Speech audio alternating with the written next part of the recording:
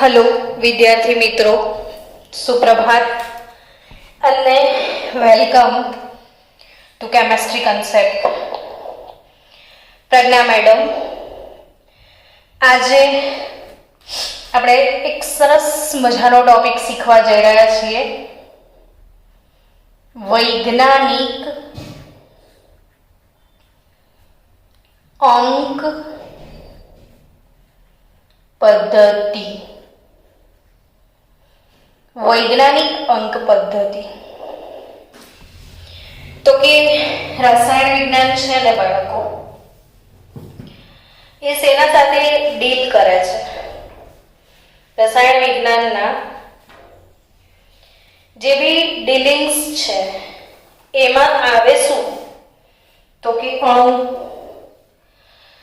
પરમાણુ, એવી નાની નાની વાતો આવે અને એ બહુ મોટી સંખ્યામાં હોય છે. અણુઓ છે, પરમાણુઓ છે, પ્લાન્કનો અચળાંક, પ્રકાશની ગતિ, કણ પરના વીજભાર, આ બધી જે વાતો છે ને એ બહુ જ નાના નાના અંકો હોય છે. જેમ કે હું એક મોલની વાત કરું કે એક મોલ, એમાં કેટલાક કણ, ને મેં મોલ શબ્દથી અપરિચિત નથી, છતાં મોલ કન્સેપ્ટ શરૂ થાય એટલે આપણે મોલ વિશે તો શીખવાના છીએ. પણ એક મોલ હું કહું કે એક મોલ સફરજન છે તમારી પાસે, એક મોલ સફરજન, તો એ કેટલા સફરજન કોઈ કહેશે તમારામાંથી મને? હા, તો હું એને આખો અંક લખું છું. જોજો, એક મોલ સફરજન એટલે કેટલા સફરજન? બરાબર. પછી 1 2 3 4 5 6 7 8 9 10 11 12 13 14 15 16 17 18 19 ને 20, આટલા સફરજન છે. અરે બાપ રે બાપ, આટલો મોટો આંકડો! એક મોલ એટલે આટલા સફરજન થાય. હવે માર્કેટમાં તમે જાઓ એક મોલ સફરજન લેવા માટે, તો કયો તમને માણસ આટલા સફરજન ગણી આપશે? એમ કહો ખાલી મને. ભાઈ ગણવા બેસો ને તો એકમ, દશક, હજાર, 10,000, લાખ, 10 લાખ, કરોડ, 10 કરોડ, અબજ, 10 અબજ, પછી શું આટલું બધું? એટલે ગણવા બેસીએ તો તાવ ચડી જાય. મારાથી નહીં ગણાય, જય શ્રી કૃષ્ણ, એવું કોઈ પણ માણસ કહી દેશે. તો આ એક મોલને ગણવો હોય તો આખી દુનિયાના લોકો ગણવા બેસી જાય. આખી દુનિયાના બધા લોકો એક લાઈનમાં બેસે ને તમે ગણો તો બી 11 વર્ષ લાગ્યા ને ગણતા. એટલે આ કઈ જેવી તેવો આંકડો નથી. હવે માની લો કે આ આંકડાને તમારે કેમેસ્ટ્રીના દરેકે દરેક દાખલા એમાં એને યુઝ કરવાનો છે ને દર વખતે જો તમે આવો જ નંબર લખો તો એ નંબર લખવાનો અને એની સાથે ગણતરીઓ કરવાની કેટલું ટફ કામ થઈ જાય, હે ને છોકરાઓ? તો આ જ નંબરને આપણે કોઈ સરળ પદ્ધતિમાં ના દર્શાવી શકીએ, તો એટલા માટે જ તો આ પદ્ધતિ આવી આપણી પાસે, વૈજ્ઞાનિક અંક પદ્ધતિ. વૈજ્ઞાનિક અંક પદ્ધતિ છે શું? તો કે આ મોટા મોટા જે આંકડાઓ છે એને એકદમ નાનું બનાવી દેવાની જે પદ્ધતિ છે એ વૈજ્ઞાનિક અંક પદ્ધતિ છે. એ જ રીતે હું તમને એક પ્રશ્ન પૂછું છું, મને જવાબ આપજો. હા છોકરાઓ, એક ઇલેક્ટ્રોન પર શું? એક ઇલેક્ટ્રોન પર વીજભાર કેટલો છે? બોલો, એક ઇલેક્ટ્રોન પર જે વીજભાર છે ને એ કેટલો વીજભાર છે એ મને કહો. તમારામાંથી કોઈ જાણતું હોય તો. 1.6 into 10 કોણ બોલ્યું? 1.6022 અને 10⁻⁻19 કુલમ. એટલે આ આંકડાને આપણે વૈજ્ઞાનિક અંક પદ્ધતિમાં ફેરવેલો છે. પણ જો વૈજ્ઞાનિક અંક પદ્ધતિમાં તમે નથી ફેરવતા, જેમ કે હાઇડ્રોજન પરમાણુનું દળ છે, તો એમ સેમ આ ટાઈપનો આંકડો આવે કે આ 19 મીંડા લખવા પડે. 1 2 3 4 5 6 7 8 9 10 11 12 13 14 15 16 17 18 19 અને આવી રીતે લખાય. બોલો, હવે આવા ફિગર કેમિસ્ટ્રીમાં હોય, અને એને આપણે વારંવાર આપણી ગણતરીઓની અંદર વાપરવાના થાય તો એ કેટલા અઘરા થઈ જાય છે. એટલે જ બાળકો, રસાયણ વિજ્ઞાનમાં અણુઓની સંખ્યા, પરમાણુઓની સંખ્યા એ બહુ મોટા આંકડાઓમાં આવશે. વીજભાર મોટા આંકડામાં આવે, પ્રકાશની સ્પીડ, આવા ઘણી બધા આંકડાઓ જે છે એ મોટા છે. અને એ આંકડાઓને સતત વાપરવા આપણા માટે અઘરા થઈ જાય છે. એટલે આવા મોટા અંકોને નાના બનાવવાની જે પદ્ધતિ છે એને કહેવામાં આવે છે વૈજ્ઞાનિક અંક પદ્ધતિ. ને વૈજ્ઞાનિક અંક પદ્ધતિમાં કોઈ પણ અંક હોય, ચાહે એ મોટો હોય, આ બહુ મોટો આંકડો છે, આ બહુ નાનો આંકડો છે, આ મોટો અંક કહેવાય કે ગણતા થાકી જવાય, ને આ બહુ નાનો અંક કહેવાય જેને માપવો બહુ અઘરો છે. તો આવા મોટા અંક ને નાના અંક એ કોઈ પણ અંક હોય, એ કોઈ પણ અંકને કયા સ્વરૂપમાં ફેરવી દેવાનો એ સમજીએ. તો એને આ સ્વરૂપમાં ફેરવવાનો છે, capital N into 10 to the power small n. Capital N into 10 to the power small n. Capital N એ કેટલાની કેટલા વચ્ચે હશે? તો એની વેલ્યુ 1.000 થી લઈને 9.000 વચ્ચેની કોઈ ફિગર હશે, અને એને આ 10 ના ગુણાંકમાં ગુણીને મૂકવાનો છે. એને કહેવામાં આવે છે વૈજ્ઞાનિક અંક પદ્ધતિ. કેમિસ્ટ્રી અને ફિઝિક્સ બંનેની અંદર બહુ જ બધા દાખલા આવવાના જ છે. એ તમને ને મને ખબર જ છે. બહુ બધી ગણતરીઓ. બાયોલોજી લઈને જે બાળકો મેથ્સને છોડી દે છે એ બાળકોને મેથ્સની સતત યાદ અપાવવા માટે આ બે સબ્જેક્ટ છે જ રેડી. એટલે રસાયણ વિજ્ઞાન અને ફિઝિક્સ એ મેથ્સ ના લીધું હોય એ બાળકોની મેથ્સની કમી પૂરી કરશે. તો આપણે બહુ જ બધી ગણતરીઓ કરવાની જ છે. ગણિત છોડીને ફાયદો થશે એ અફવા છે. એટલે મેથ્સ વગર તો કંઈ થવાનું જ નથી. કહેવાય છે maths is the king of all subject અને chemistry is the queen of all subject. તો where maths is king, where chemistry is queen. ઠીક હે? તો કિંગ અને ક્વીન તમે સમજી ગયા. તો મેથ્સ ને કેમેસ્ટ્રીનો સંગમ અનોખો સંગમ છે. बिना मैथ्स केमिस्ट्री हो ही नहीं सकता आपका. चलो तो આપણે વૈજ્ઞાનિક અંક પદ્ધતિમાં ફેરવતા શીખીએ. હવે તમારી પાસે આ જ આંકડો છે, એને વૈજ્ઞાનિક અંક પદ્ધતિમાં ફેરવવો છે. તો આટલા મોટા આંકડાને પછી ફેરવીએ. પહેલા નાનું કશું શીખીએ. ધારો કે એક નંબર આવો આપ્યો છે 200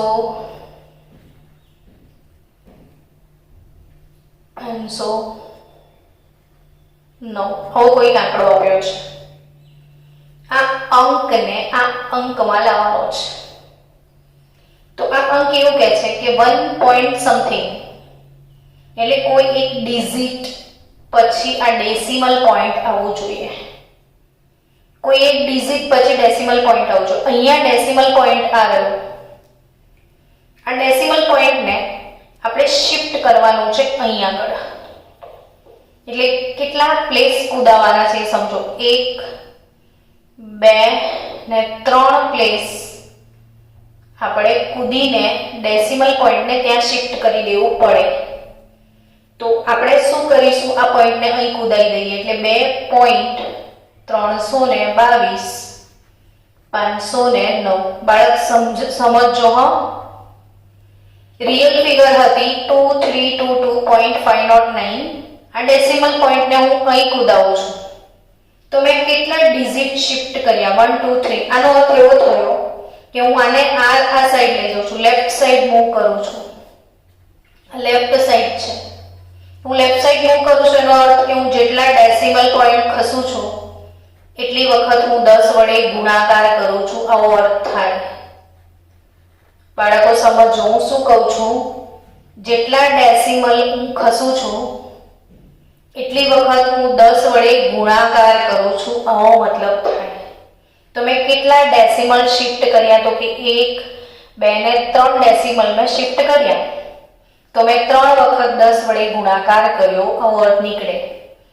તો આનો અર્થ એવો થાય કે 2.32250 ઇન્ટુ 10 ગુણ્યા 10 ગુણ્યા 10, 10 ની 1 ઘાત 1 ઘાત 1 ઘાત, આવો અર્થ થાય.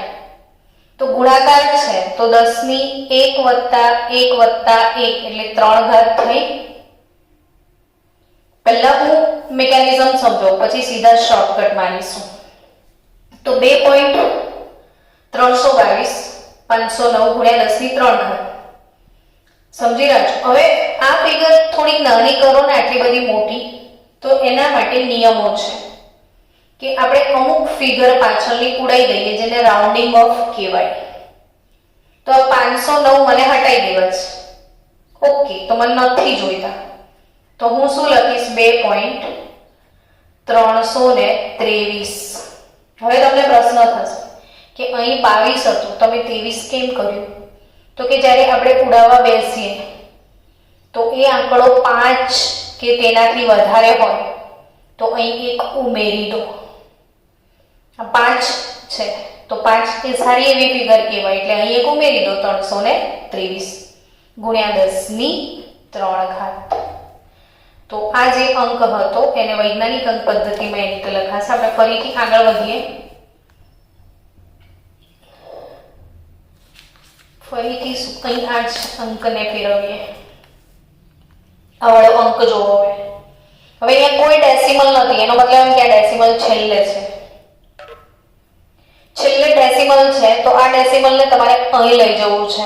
તો તમે કેટલા આંકડા ખસવાના છો સમજો વાતને. તો કે 1 2 3 4 5 6 7 8 9 10 11 12 13 14 15 16 17 18 19 20 21 22 23.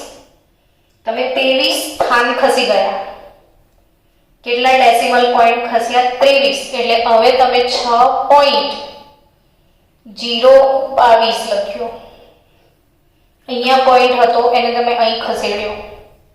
તમે 23 સ્થાન ખસ્યા છો, તો 10, એનો મતલબ એમ કે તમે 23 વખત 10 ગુણ્યા 10 ગુણ્યા 10 ગુણ્યા 10 લખ્યું, એટલે 23 ઘાત આ રીતે લખાય. માની લો તમારી પાસે કોઈ આવો આંકડો છે 152 56 58 000.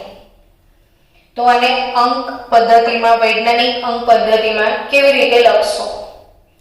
તો આને વૈજ્ઞાનિક અંક પદ્ધતિમાં દર્શાવવાની ઈચ્છા છે. આનો મતલબ એમ કે પોઈન્ટ અહીંયા છે ડેસિમલ, તો આ ડેસિમલ તમારે ખસેડીને એક આંકડા પછી મૂકવાનું છે. તો કેટલા પોઈન્ટ ખસવાના છે જુઓ, 1 2 3 4 5 6 7 8 9 10 1.52 56 58 જે બી જેટલા સુધી લખવું હોય એટલી તમારી ઈચ્છા, ગુણ્યા તમે કેટલા આંકડા ખસ્યા 1 2 3 4 5 6 7 8 9 10, તો એ 10 આ પ્લેસ 10 ની 10 ઘાત આવું લખાય. હવે આ ફિગરને નાની બનાવો. માની લો કે મારે અહીંથી ઉડાઈ દેવું છે, તો ઉડાવવા માટેની પહેલી ફિગર અહીંયા 5 છે. 5 કે તેથી વધુ હોય તો આ 1.52 ને બદલે અહીં જે ડિજિટ છે એમાં 1 ઉમેરી દો, તો 52 ને બદલે શું લખાશે? 53. તો 1.53 ગુણ્યા 10 ની 10 ઘાત. બાળકો સાંભળી રહ્યા છો કે જતા રહ્યા છો? બધા મીટિંગમાં છો કે નહીં? Hello hello. હા તો બોલો વચ્ચે વચ્ચે, નહીં તો મને એવું લાગે કે હું એકલી બગડું છું.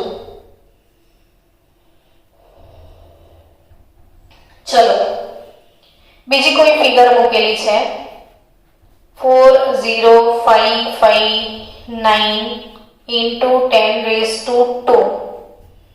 આ ફિગરને વૈજ્ઞાનિક અંક પદ્ધતિમાં દર્શાવો. ચલો પાછું હું તમને ટાઈમ આપું છું. હવે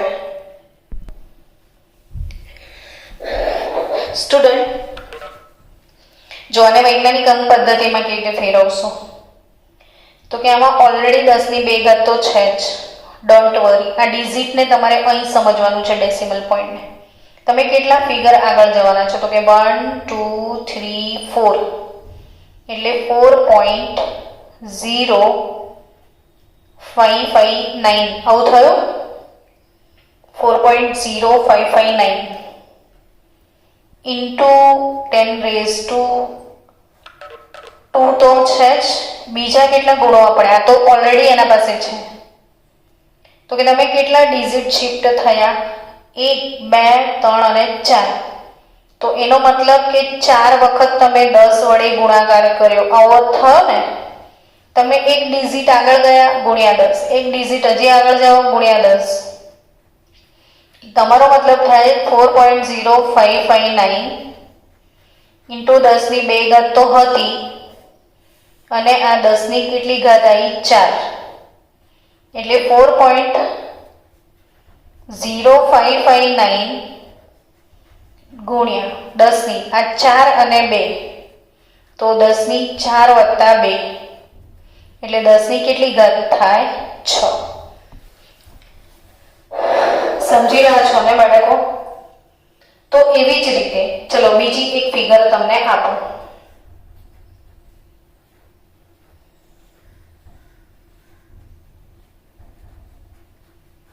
આને વૈજ્ઞાનિક અંક પદ્ધતિમાં ફેરવો.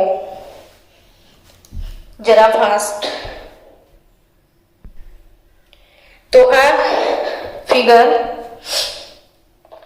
આને સાયન્ટિફિક નોટેશનમાં લઈ જવું છે, તો આને તમે ડાબી તરફ ખસવાના છો, પોઈન્ટને આમ લઈ જવાના છો, એટલે ગુણાકાર કરો છો. સમજી રહ્યા છો? ડાબી તરફ જાઓ છો તો 10 વડે ગુણાકાર થાય છે. તો 4.000, એટલે આ ડેસિમલને તમે અહીં ખસાઈ દીધો. આ રાઉન્ડિંગ ઓફમાં કાઢવું હોય તો નીકાળવું હોય તો નીકળી જાય. ગુણ્યા 10 ની કેટલી ઘાત? તો કે 5 તો છે ઓલરેડી. તમે 1 2 3 ઘાત ખસ્યા, તો 10 ની 5 અને 3 કેટલી થઈ જશે? 8. તો આનો જવાબ આવે 1 2 3 ડિજિટ તમે શિફ્ટ થાય એટલે 4.0 ઇન્ટુ 10⁻8. હવે સ્ટુડન્ટ આનાથી ઓપોઝિટ વિચારીએ. માની લો કે તમારી જોડે કોઈ ફિગર છે 0.00016 વાળી ફિગર છે, 0.00016 વાળી ફિગર છે. સમજી રહ્યા છો ને? તો 0.0, હા. હવે આને મારે સાયન્ટિફિક નોટેશનમાં લાવવું છે, તો આ વાળા ડેસિમલને મને અહીં ખસેડવું પડે 1 અને 6 ની વચ્ચે. એક આંકડા પછી આપણે ડેસિમલ લાવવાનું છે. 1.0 થી 9.0 ની વચ્ચે લઈ જવું પડે આપણે. એટલે આને 1 2 3 ને 4 આંકડા હું ખસેડું તો 1.6 થયું. હવે હું ડાબી બાજુ નથી જતી, બધામાં આપણે ડાબી બાજુ જતા હતા આમ. હવે હું જમણી બાજુ આવું છું. એનો મતલબ કે હું જેટલા સ્થળ ખસું છું, જેટલા પ્લેસ હું ખસું છું, એટલા પ્લેસ વડે એટલા પ્લેસમાં હું 10 વડે ભાગાકાર કરું છું. મેં કેટલા સ્થળ ખસ્યા? 1 2 3 4. તો મેં 4 વખત 10 વડે ભાગાકાર કર્યો, અવર્ત થાય. તો 1.6 ભાગ્યા 10 ની 1 2 3 4 ઘાત, અવર્ત નીકળે. તો આને કઈ રીતે લખાય? તો કે 1.6 ગુણ્યા, હવે 10 ની 4 ઘાત ભાગાકારમાં છે, તમે એને ઉપર લઈ આવો ગુણાકારમાં, તો જે ધન ઘાત છે એ ઋણ ઘાત થઈ જાય. તો આ 1.6 × 10⁻⁻4 આવું કહેવાય. 1.6 × 10 ની ઘાત -4. તો 1.6 × 10⁻⁻4. સો ચલો નેક્સ્ટ ટ્રાયલ આપણે કરીએ. નેક્સ્ટ ટ્રાયલમાં તમારી જોડે કોઈ ફિગર છે 0.0000125 ગુણ્યા 10⁻3. આને વૈજ્ઞાનિક અંક પદ્ધતિમાં લખીને બતાવો. જેનો જવાબ આવશે એ જીનિયસ.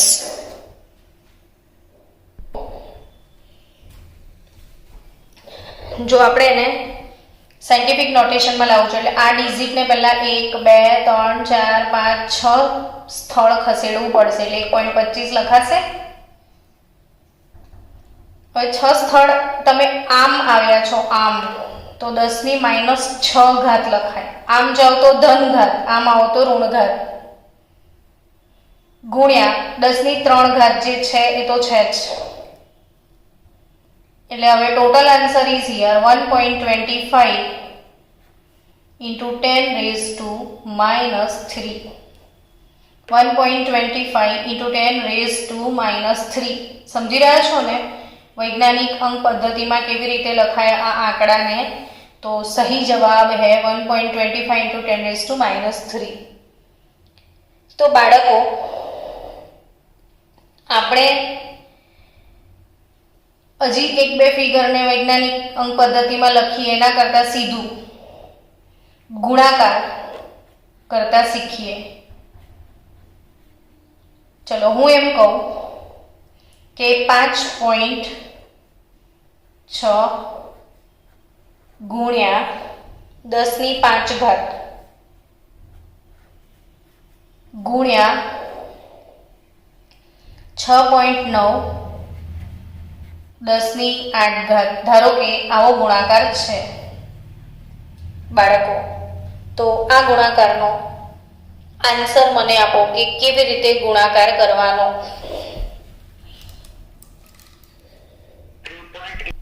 કે સ્ટુડન્ટ મને આ શીખવાડો. 5.6 × 10⁵ 6.9 × 10⁸. આનો ગુણાકાર કેવી રીતે કરાય? તો કે ગુણાકાર બહુ સરળ હશે, સિમ્પલ વાત છે. 5.6 ગુણ્યા 6.9 ને જોડે લઈ લો, આનો ને આનો ગુણાકાર કરી નાખો, તો આ 10 ની 5 ઘાત ગુણ્યા 10 ની 8 ઘાત આવું કહેવાય. તો આ બંનેનો ગુણાકારનો જે જવાબ આવતો હશે તે તમારે શું જવાબ આવે છે? ગુણાકારનો 38.64 આવશે.